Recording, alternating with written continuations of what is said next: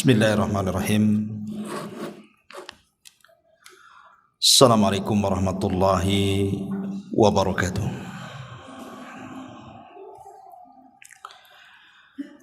Alhamdulillah wassalatu wassalamu ala Rasulillah wa ala alihi wa sahbihi wa mawalah wa la hawla wa la quwata illa billahi wa ba'du. Alhamdulillah, di malam hari ini kembali kita bisa duduk bertalabul ilmi di Masjid Muhajirin. Kita doakan selalu yang telah membangunnya agar Allah senantiasa menjaganya. Tak lupa salawat dan juga salam tahdiahkan kepada Rasul kita Nabi besar Muhammad sallallahu alaihi wasallam. Kajian di malam hari ini biasa kita masih mengkaji seputar Qasasul Anbiya, kisah-kisah para nabi. Dan malam ini kita akan mengkisahkan satu nabi yang menjadi nabi misterius. Siapa dia? Dialah Nabi Allah Khadir atau Khidir alaihi salatu wassalam.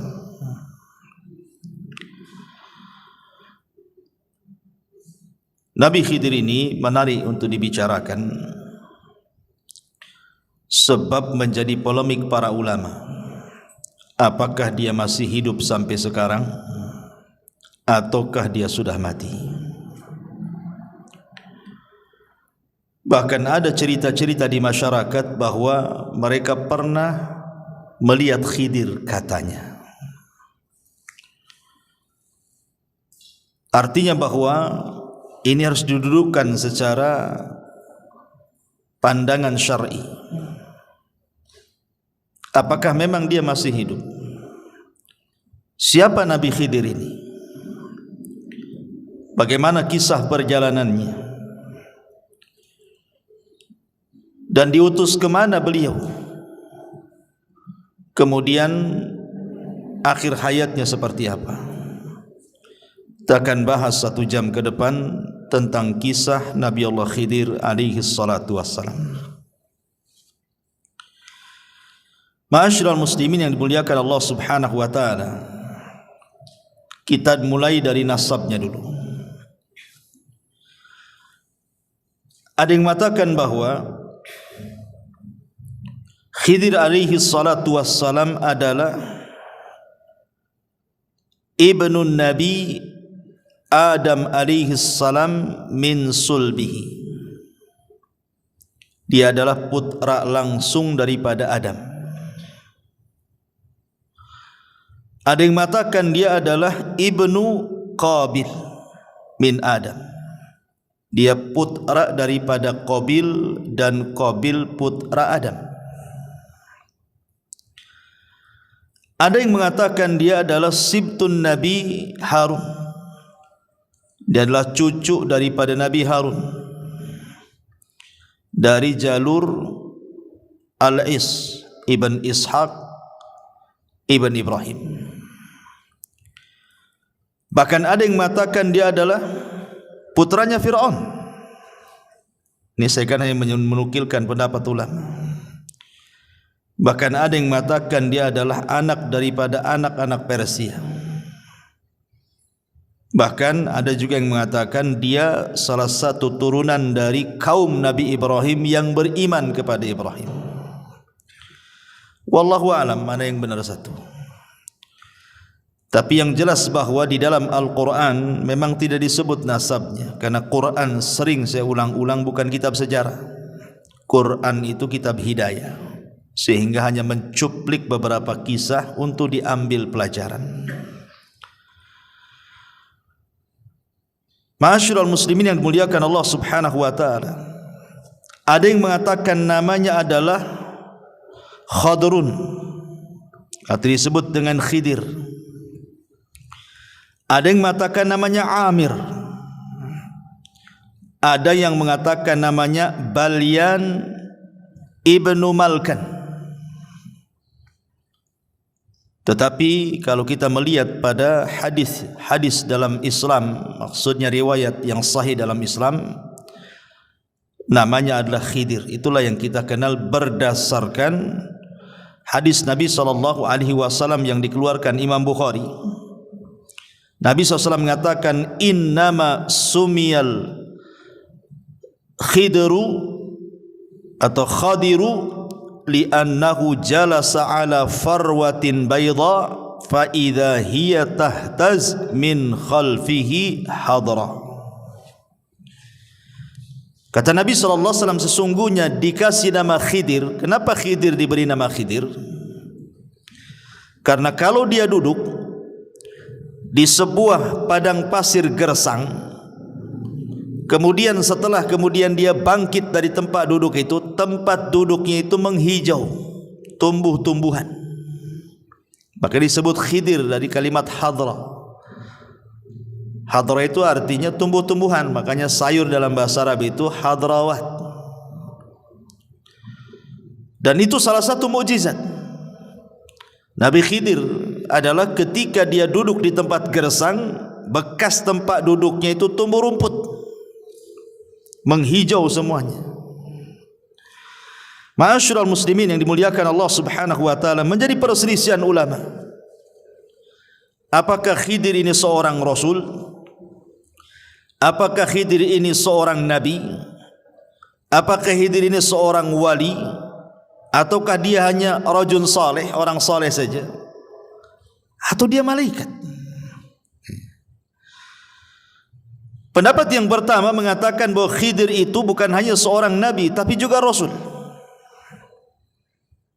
Berdalil dengan nanti dalam surah Al-Kahfi yang kita akan bahas.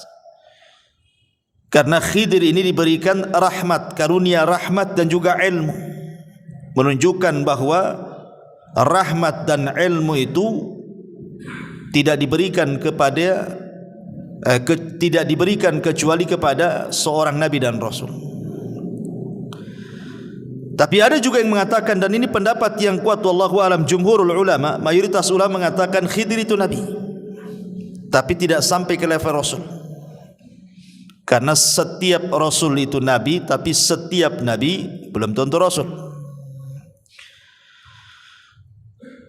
Nanti kita akan jelaskan. Ada juga yang mengatakan bahwa Khidir itu wali, dan ini banyak diyakini oleh orang-orang yang menisbatkan kepada sufi, orang-orang sufi, orang-orang tasawuf, dan juga orang-orang Syiah. Mereka cenderung mengatakan Khidir itu bukan nabi tapi wali, tapi derajatnya lebih tinggi di atas nabi. Dalilnya apa? Karena Nabi Musa belajar kepada Khidir, menunjukkan Khidir lebih tinggi dibandingkan Musa, karena Musa belajar sama dia masalahnya. Sehingga mereka membuat kaedah bahwa Khidir itu wali, dan wali itu lebih tinggi dibandingkan nabi gitu. Nanti kita akan bantah. Saya sebutkan pendapat-pendapat dulu. Kemudian yang keempat, Khidir itu malaikat yang menjelma dalam bentuk Bani Adam. Dan juga ada yang mengatakan dia hanya orang biasa tapi soleh. Tapi sekali lagi pendapat yang kuat wallahu alam, Khidir itu seorang nabi, tapi tidak sampai ke rasul, tapi di atasnya wali. Karena nabi itu di atasnya wali. Dalil bahwa Khidir ini seorang nabi, pertama mukjizat, tentu mukjizat. Yang tadi saya katakan di antara mukjizatnya, kalau Khidir itu duduk di sebuah tempat yang gersang, kemudian dia pergi menghijau tuh tempat duduknya, dan itu mukjizat. Kemudian dalil yang kedua, nanti kalau kita berkisah setelah ini tentang bagaimana pelajaran Khidir yang ditampakkan kepada Nabi Musa, seperti melobangi kapal, membunuh anak kecil, membenarkan bangunan yang hampir roboh. Tidak mungkin Khidir ini melakukan itu pandai-pandai dia kan begitu. Tentu ada wahyu. Seperti membunuh orang. Membunuh tidak boleh. Berarti ketika Khidir membunuh ini karena ada perintah Allah Subhanahu wa taala. Artinya dia seorang nabi mendapatkan wahyu. Bagi orang yang mengatakan wali itu karamah, karena sering saya katakan bahwa keanehan di dunia ini ada berapa? Ada 5 atau 6 ya. Pertama, mukjizat. Mukjizat ini diberikan kepada siapa? Para nabi. Yang kedua, karamah, diberikan kepada para wali. Yang ketiga, ma'unah, diberikan kepada orang biasa yang saleh. Kemudian yang keempat, sihir, diberikan kepada para dukun, para bomo, paranormal. Dan yang terakhir, al-ihana. Ihana itu keanehan tapi untuk menghinakan. Seperti ketika Musailamah al-Kadzab didatangi orang yang buta sebelah, kemudian minta mata yang buta sebelah itu disembuhkan. Datang dia kepada Musailamah al-Kadzab, si nabi palsu itu, karena yakin dia seorang nabi bisa menyembuhkan. Diludahi sama Musailamah, akhirnya dua-duanya buta. Bukannya sembuh, buta dua-duanya. Itu kan dalam rangka ihana, ya, merendahkan. Itulah 5 keanehan yang terjadi.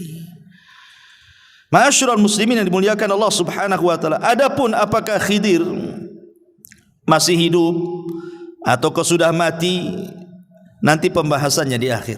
Kita akan masuk pada kisah Nabi Khidir yang saya kutip dari surah Al-Kahfi. Ma'asyiral muslimin yang dimuliakan Allah Subhanahu wa taala, disebutkan dalam Sahih Bukhari. Jadi satu hari Nabi Khidir ini dia pernah berceramah menjadi khatib di tengah-tengah Nabi Musa. Jadi satu hari Nabi Musa alaihi salatu wassalam sedang menjadi khatib di tengah-tengah Bani Israel. Tiba-tiba kemudian adalah yang hadir di situ bertanya kepada Nabi Musa, "Ya Musa, ada enggak manusia yang lebih alim dibandingkan engkau?" Tiba-tiba Musa mengatakan, "Tidak ada." Musa bukan sombong, tidak. Walaupun kenyataannya memang tidak ada orang alim di zaman itu melebihi Musa, kan begitu. Tapi Musa ini manusia, ada sisi sifat kemanusiaannya lupa. Harusnya dia mengatakan, Allahu a'lam. Artinya menasabkan ilmu kepada Allah Subhanahu wa taala, ataupun mengucapkan insyaallah tidak ada. Tapi dia mengatakan tidak ada orang alim melebihi diriku, katanya.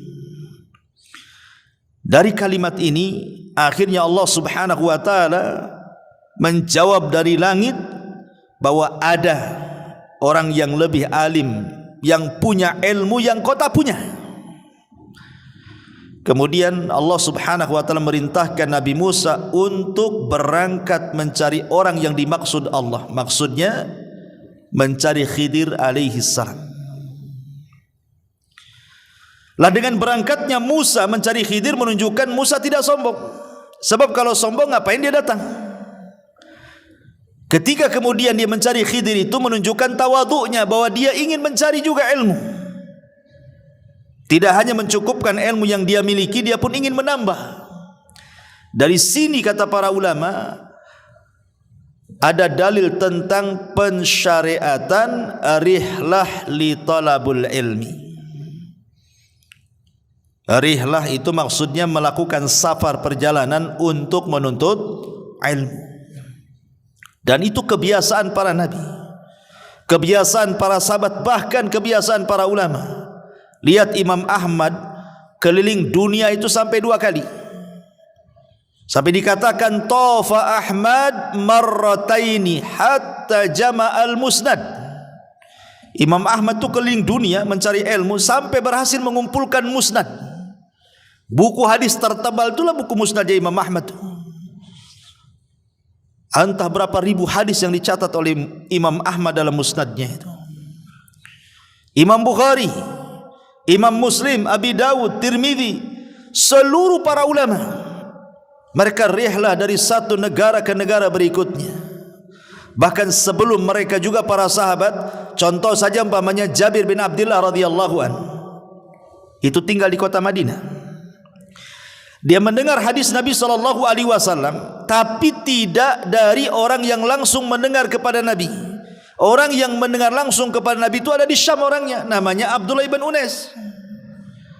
Dia ingin memastikan apakah betul Abdullah ibn Unais itu mendengar hadis yang ia dengar dari penduduk Madinah. Berangkat dia, perjalanan 1 bulan,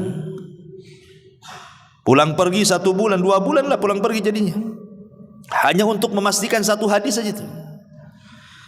Artinya bahwa rihlah para ulama itu luar biasa. Mereka harus mengeluarkan biaya, waktu, tenaga. Kita ini muhajirin itu kalau di Batam ini enggak terlalu jauh, tapi sedikit yang datang kemari. Ya, nggak tahu kalau setelah ngaji diajak makan, tak tahu ya. Tapi yang jelas bahwa menunjukkan himmah thalabul ilmi di zaman sekarang ini kurang sekali. Entah kenapa, apa sibuk dengan dunia, sibuk dengan handphone, wallahu alam. Tapi yang jelas bahwa himmah, semangat thalabul ilmi di zaman dulu itu luar biasa, karena ilmu dan para penuntutnya dihargai. Tapi zaman sekarang sudah ilmu tidak dihargai, para penuntutnya tidak dihargai, ustadznya pun tidak dihargai. Makanya itu menjadi malas untuk belajar. Taib. Kemudian setelah itu Musa alaihi salatu wassalam mengajak pembantunya namanya Yusha ibn Nun. Dan begitu para nabi selalu bawa pembantu. Ketika Nabi SAW berdakwah ke Taif, siapa yang dibawa? Zaid ibn Harith. Untuk membantu Nabi dalam berdakwah, sebagaimana Rasul mengambil Zaid ibn Harith, maka Musa mengambil Yusha ibn Nun yang kelak akan menjadi penerusnya. Setelah Musa meninggal, Harun meninggal, Yusha inilah yang akan memimpin Bani Israel untuk mengambil alih Baitul Maqdis. Bahkan Musa juga tidak berhasil, karena dia keburu meninggal di Ardut Tih, di bumi Tih, karena pembangkangan Bani Israel. Padahal nama Yusha dalam Al-Quran kan tidak disebut namanya kan. Allah membahasakan dengan kalimat fatah, pemuda. Namanya siapa pemuda ini? Baru dijelaskan oleh ahli tafsir bahwa yang dimaksud pemuda dalam surah Al-Kahfi itu maksudnya Yusha ibn Nun. Tapi lihat, walaupun namanya tidak dicantumkan dalam Al-Quran, tapi dia bisa mengukir sejarah melebihi Nabi Musa, padahal tidak dikenal. Menunjukkan bahwa mengukir sebuah jasa untuk kebaikan orang itu tidak mesti harus dikenal manusia. Gak apa-apa kita dikenal Allah, tidak dikenal di hadapan manusia, seperti Yusha ibn Nun. Ma'asyiral muslimin yang dimuliakan Allah Azza wa Jalla, berangkatlah kemudian 2 manusia mulia ini, Musa dan juga Yusha ibn Nun, dalam rangka mencari ilmu untuk mencari keberadaan Khidir alaihi salam. Kita mulai kisahnya.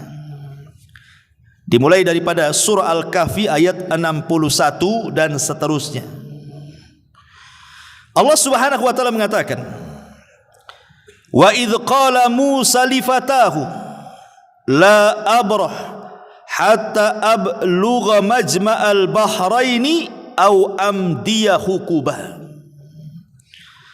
Dan ingatlah ketika Musa berkata kepada Yusha ibn Nun pembantunya, "Aku tidak akan berhenti berjalan untuk mencari ilmu sebelum sampai ke tempat pertemuan 2 air lautan, atau aku akan berjalan terus sampai bertahun-tahun, entah berapa lamanya." Karena ada yang mengatakan, ahli tafsir itu, Musa itu mencari Khidir sampai 80 tahun. Ada yang mengatakan seperti itu, wallahu a'lam. Ya. Sekarang pertanyaannya, mencari alamat yang tidak jelas itu kan perkara yang sulit, ikhwan. Pokoknya kalau engkau ingin mendapatkan Khidir, cari pertemuan air lautan. tandanya kalau ikan yang kau bawa itu tiba-tiba hidup di tengah jalan, kemudian ikan itu loncat dari tempat yang kau bawa itu, di tempat loncat ikan itulah kau akan dapatkan Khidir itu. Cemana cari alamat kayak gini nih? Kan sulit cari alamat kayak gini. Ulama kemudian berusaha mencari tahu pertemuan dua air lautan itu ada di mana. Ya. Ada yang mengatakan bahwa pertemuan dua air lautan itu berada di sebuah tempat di dekat Jabal Tariq namanya. Jabal Tariq ini satu gunung merujuk pada seorang jenderal muslim dulu namanya Tariq bin Ziyad yang pernah menaklukkan Spanyol pada tahun 711 Masehi. Dialah yang menghubungkan antara dua lautan tuh. Maksudnya Laut Mediterania dan Samudra Atlantik, serta memisahkan Maroko dan Spanyol. Itu sejarahnya kan begitu. Disinilah letak dua air lautan itu. Tapi ada juga yang mengatakan, ahli tafsir mengatakan bahwa yang dimaksud pertemuan dua air lautan itu, ada yang mengatakan maksudnya dia adalah Laut Persia dan Laut Romawi. Ada juga yang mengatakan ya sekitar-sekitar Mesir lah. Tapi memang kebanyakan para ulama mengatakan bahwa yang dimaksud pertemuan dua lautan itu artinya satu tempat namanya Tonjah. Di sebuah tempat namanya Tonjah, satu kota di Maroko yang berbatasan langsung dengan Spanyol. Wallahu alam, ini yang banyak dikuatkan oleh ahli tafsir. Ma'asyiral muslimin yang dimuliakan Allah Azza wa Jalla, dan itu juga disebutkan oleh Al-Imam Al-Baghawi rahimahullahu taala. Intinya bahwa ketika Nabi Musa alaihi salatu wasallam berjalan dengan Yusa itu, pokoknya Nabi Musa mengatakan kepada Nabi Yusa, pokoknya kita berjalan terus sampai menemukan dua pertemuan air lautan. Kalau kita tidak ketemu nih, terus sampai dapat katanya. Lihat bagaimana himmah thalabul ilminya Nabi Musa itu mencontohkan kepada kita, tidak akan berhenti walaupun sampai kapan katanya. Kenapa? Karena ini perintah Allah masalahnya. Musa tidak akan pulang sampai betul-betul misinya berjumpa dengan Khidir ketemu. Bagaimana Musa mengajarkan kepada kita ketaatan kepada perintah Allah Azza wa Jalla. Karena waktu kemarin kita mengkisahkan tentang kisah Nabi Yunus alaihi salatu wasalam. Yunus ini kenapa ditelan ikan? Karena dia meninggalkan kaumnya sebelum Allah perintahkan.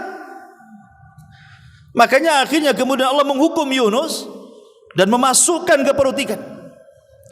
Lah Nabi Musa alaihi salatu wasalam, dia tidak mau membangkang perintah Allah. Makanya dia terus berjalan sampai Allah mengatakan falamma balagha majma'a bainihima nasiyahu tahuma fattakhadha sabilahu fil bahri saraba. Maka ketika mereka sampai ke pertemuan dua laut itu, mereka lupa ikannya, lalu ikan itu melompat mengambil jalannya ke arah laut itu.